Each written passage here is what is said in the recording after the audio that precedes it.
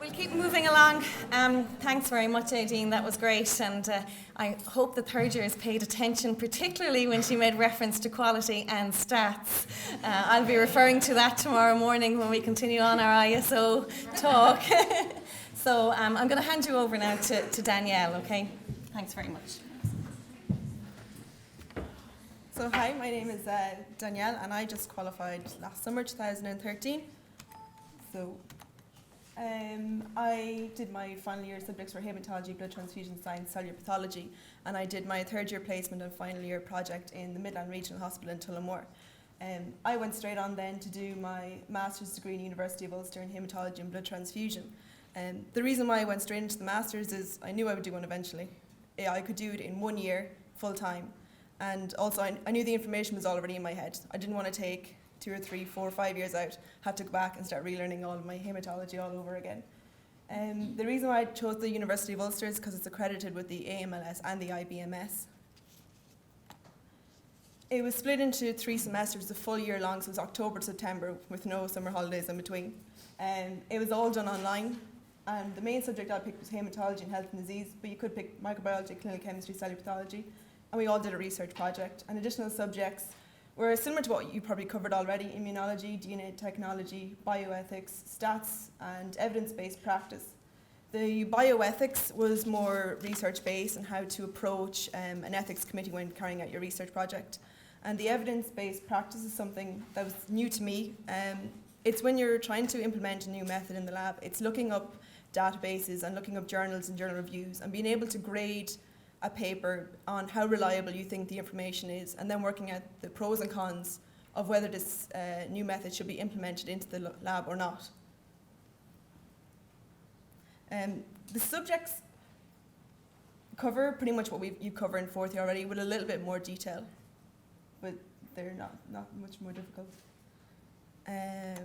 For my project then, I worked during the summer with the Transcriptional Regulation Epigenetics Research Group up in Coleraine, and the title of my project was Epigenetic Reprogramming, the Role of UHRF1 and DNMT1 in Stabilizing DNA Methylation Patterns. So just the background to my project was that we know that all cells in the body contain DNA, and this DNA contains all the genes required for every cell, for all cell functions, but not every cell has all these genes turned on. So we were looking at DNA methylation, which switches off these genes, and this is switched off and maintained by UHRF1 and DNMT1. So what we were essentially trying to do is see if we can take an adult, say, lung stem cell, revert it back to an embryonic stem cell, and then get it to grow into, say, the likes of a liver cell. So we were trying to deplete UHRF1 and DNMT1 and seeing if it would get rid of DNA methylation and increase gene transcription for genes that should not usually be regulated or upregulated in those cells. So the skills that I required for this project that I gained in GMIT, pipetting. I know it seems like such a minor, trivial thing when you're in GMIT, but for my project, I was loading wells and putting the same amount of DNA into each sample, but if I was 0.5 of a microliter out, my results could be unreadable, completely statistically insignificant or significant. It would completely throw the whole project, and I have had to start a few times, and I've seen others in the research lab have to start an entire project from scratch again because their pipetting wasn't accurate in each of them. Gel electrophoresis, the PCRs, we did RT-PCR, qPCR.